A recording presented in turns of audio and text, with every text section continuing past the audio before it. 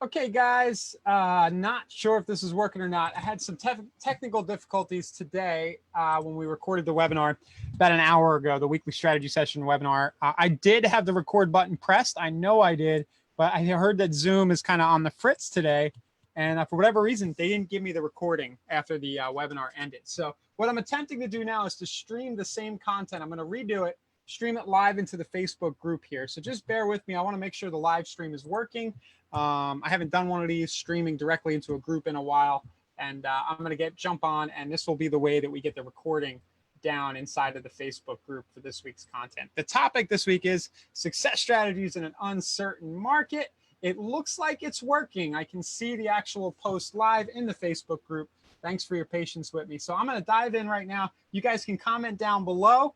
There's 11 of you watching. Wow. Okay. So just comment down below. Let me know you can hear me. Again, I'm alone. I don't have anybody else moderating this with me. And I'll try to keep an eye on your comments in the Facebook page in my other monitor. Okay. So the topic again today was success strategies in an uncertain market. These are crazy, nutty times.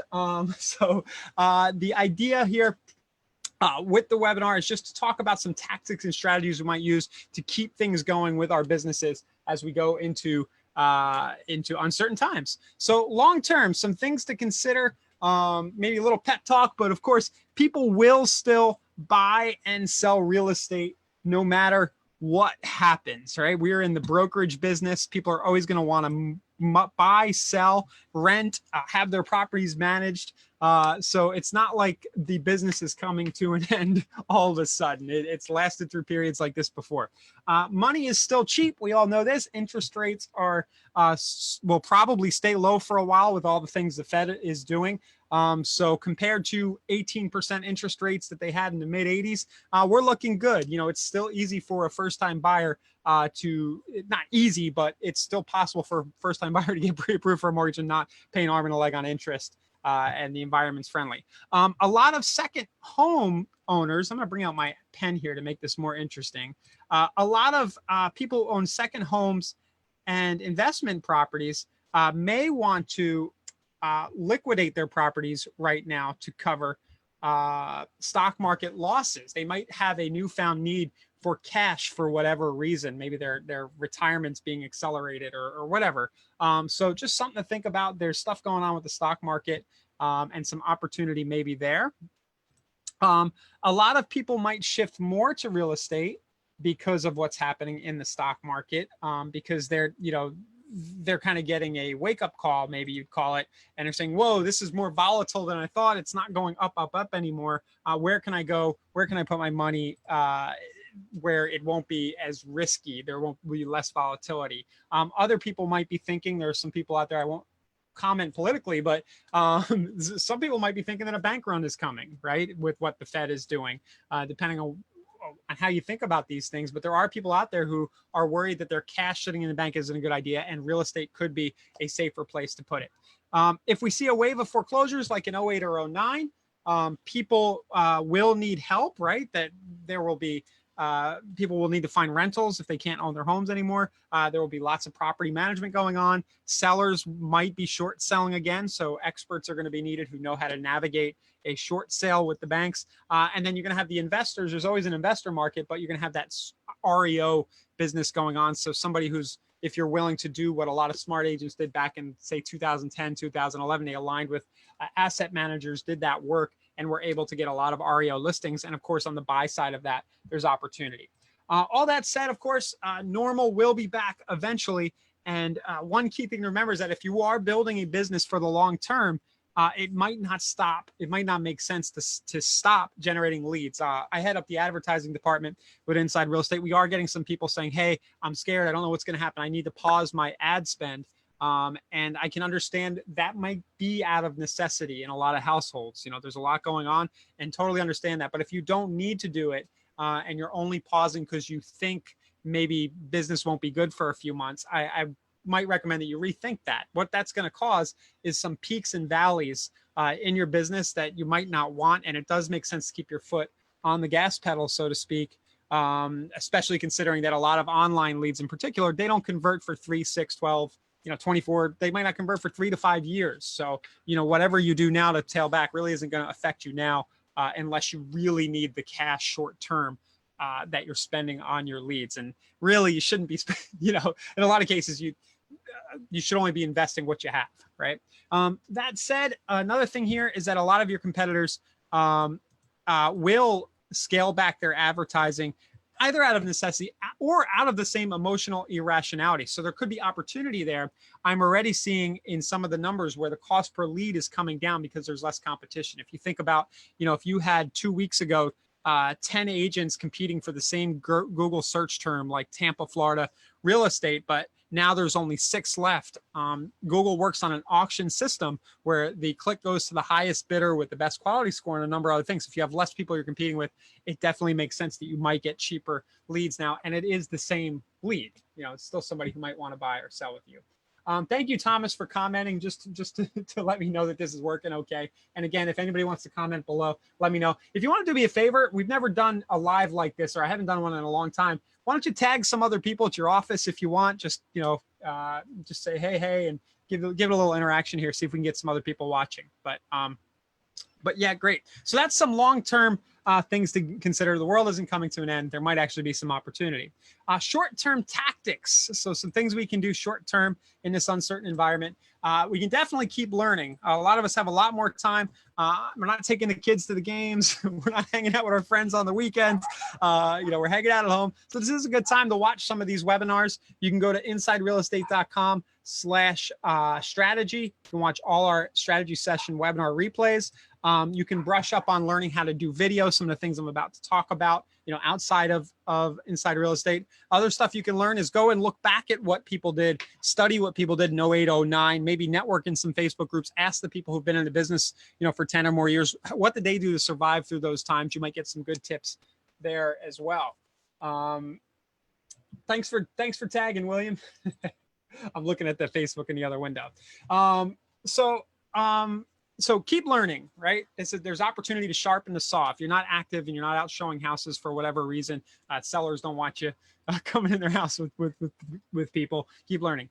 Other thing, as I said, keep your advertising spends where they're at if you can afford to. The competition's pulling back. Ads are getting cheaper. As I just said, I did a specific analysis. The 5-day period from last Friday to yesterday, when it felt for me like things really kind of hit the fan a little bit, to the 5-day period prior to that, I went into a couple of our ad accounts, but in one of our big ad accounts where we have thousands of leads flowing for lots of different customers, the cost per lead is down 7%. So to me, that kind of proves out the theory that you have less competition bidding. A lot of the bigger companies might be pulling back on their advertising budgets because they just, their stock value went down a lot.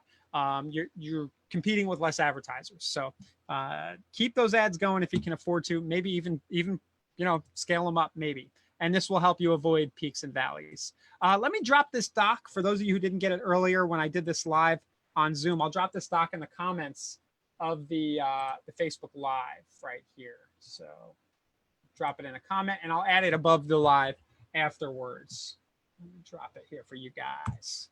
So just scroll through the comments. You'll see I dropped the doc somewhere. Okay, so some practical, tactical things we can do right now. Well, one of the big ones would be virtual open houses and virtual showings. So yesterday I was able to put a course, created a quick little course, not anything mind-blowing. A lot of this stuff you guys already know, but a quick kind of walkthrough of how you might do a virtual open house event. So I went in, there's a video about how to create a Facebook event. There's some videos about how to create a landing page that promotes the event so that you can generate a lead before somebody gets to your event page. Experience down below. All right, have a go. I'm bogging down my computer a little here. Sorry if the audio is bad.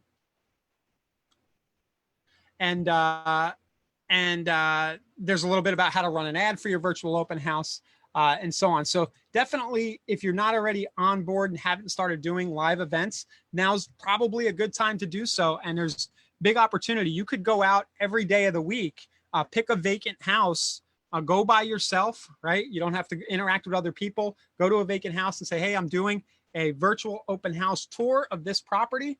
throw up a Facebook event page for it and start inviting people. And it could be a good way for you to stay front and center and generate a little bit of activity where there might not have been any before. So here's the demo page. I did one for my school bus yesterday as I created the course. And this whole thing could take you 5-10 minutes to set up. You upload a picture of the property, you set the time, you invite some friends to check it out. And if you want to go the extra mile in the course, I show you how to create a landing page and do some other promotion as well. So that's in the Learning Portal in KV Core. Just click Learning Portal and do a quick search for virtual open house, and it should pop up. Other things you guys can do, we can all do, is events like I'm doing right now. So instead of doing an open house, you could spin up Zoom, which is what I'm using, hook it up to your Facebook group or your Facebook page, and I'm streaming right now as a Facebook live event. And your topics could be stuff like, I'm getting a little nutty here, but things to know about buying your first home in the apocalypse, right? So you could take this topic, you could open up, say, Google Drive or PowerPoint. So I'll do that real quick.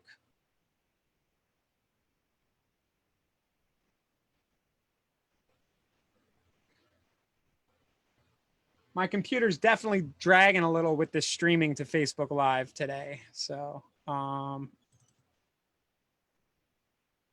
so you go into Google Drive, you use Google Slides, and I actually did this earlier, so I'll just show you the slides I created. You can create quick little black text on white slides like this that highlight some bullet points about your point. Did I spell desperate wrong? And simply start streaming into Facebook about a topic. And you can create an event page at a specific time, or you can just do it anytime. Hey, here's some reasons why, things you might want to know if you actually want to buy a house in this environment. Rates look like they're going to be low for a while. So it's a good time to lock in a low interest rate, a low mortgage payment. Just don't count on the value of the house appreciating too much. We don't know where things are going to go. Another thing to consider is, hey, sellers might be desperate for an offer if they really need to move. There's less buyers out there competing with you, so you might be able to get a better deal. And in general, zig when they zag, and so on. So just an example of the kind of content that you can create to generate business if you're not having people as much inbound activity as you were. If some of your current leads have gone dark, for example, they don't want to see houses, you were showing them stuff, but they're kind of taking a pause with you. You can do this stuff to fill the downtime. Another idea a few ideas for these kind of presentations. How to invest in St. Pete, Florida real estate while there's blood in the streets. Is now the right time to sell your house before the world ends? Again, I'm getting a little crazy. Don't get yourself into trouble or cause too much static. Word it how you would for your personality. On the earlier webinar, somebody mentioned, hey, I could get in trouble with my broker for being too controversial. So if that's you, don't do that. But you don't want to be boring. Make it fun and exciting and interesting. Another topic: how to cash out, refinance your mortgage now, so you have cash on hand to buy an investment property if values go down a lot. That would be a good one to get your mortgage lender on and just talk about the process. Yeah, you can cash out, rates are low, you put a new lower interest rate in place, maybe you take some of your equity out, leave it sitting in the banks, or buy silver or gold if you're worried about a bank run. And then if you see values go down a lot, you can buy while there's, for lack of a better term, blood in the streets. So presentations like that. Other things we can do to make our own markets is here's some ad ideas that would create a market where there wasn't one before. So a lot of people in the industry, I'm losing my voice a little from doing this twice today. A lot of people in the industry are kind of only dealing with the buyers and sellers who are in the market and ready now, the people who have kind of self-identified themselves today to be motivated.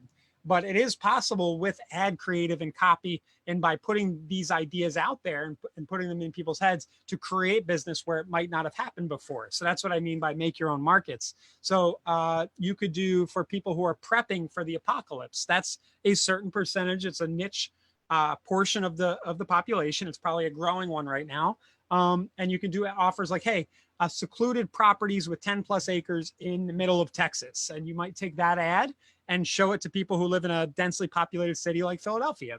Park your money in land. It won't crash 8% in one day, right? So people who have just taken a bath in the stock market, but they still have assets, they might be thinking now, maybe something a little less volatile like land makes sense. The Fed's printing a lot of money, worried about a bank run, park your assets in real estate. So a lot of people are, I have a feeling silver and gold might go a little haywire. I know the spot price, the difference between spot and purchase online on some of those assets has gone up. It's because people see what the Fed is doing and are worried about inflation and don't want to be in cash. So real estate's another thing that is not cash that people could put their assets in. But so by just creating an ad like that, showing it on Facebook or on other channels to the marketplace, you're going to attract people who those ideas resonate with, and you can create business for yourself, even if things have slowed down in the regular residential retail marketplace, you know, the normal buyer and seller activity. Other ad ideas for homeowners who might be thinking about selling. You could do something like, in these uncertain times, a lot of homeowners are thinking about cashing out their equity to build up reserves to weather the coming storm. If you'd like to talk about why it makes sense to get your house on the market now, get in touch. A lot of people are looking to downsize to prepare for uncertain times. They want a smaller payment. They think they're not going to, you know, they're going to lose their job or something. If you've thought about selling, you know, get in touch. Hit hard by the stock market. If you think selling one of your investment properties might be a good way to replenish your cash reserves, I can help. So there's a lot of people out there who own multiple properties. A good way to find them might be to go into Remine or into your tax database in your MLS and just look for absentee owners, people who own multiple properties, and start sending letters or find their contact info, you know, online, their email addresses, and contact them. You know, if you're, the thing about all these ideas is that most of your competitors aren't going to do this. And if you just pick one or two of them and try them out, and you do it consistently for a few weeks, I can almost guarantee some level of result. You know, this is just, you know, all marketing in general. I heard somebody explain this really well recently in a course I was taking. Marketing in general is just taking people's attention and diverting it to a desired result. So the attention right now is on the state of things with the stock market and the coronavirus and everything else. If you can take that attention, kind of join the conversation in somebody's brain, what they're thinking about, and divert it over into your desired result, and hopefully it's a result that helps them and serves them as well, and divert them into selling their property or buying a certain property to solve a problem that they're thinking about. That's the way it's done. So if you guys have any different angles like this, I'd love to hear about them in the comments down below. I'm sure everybody else would. Just comment below, say, hey, yeah, I'm going to try this. If you've done any virtual open houses and you want to share a link, definitely drop that. If you're watching this live feed or the recording, drop that in too. I'm sure everybody would like to see those. A few more ideas. Ads targeting investors. These are kind of the tried and true that always work, but they should resonate really well right now. Free weekly list of vacant properties. Free weekly list of properties with motivated sellers. Free weekly list of bank-owned foreclosures.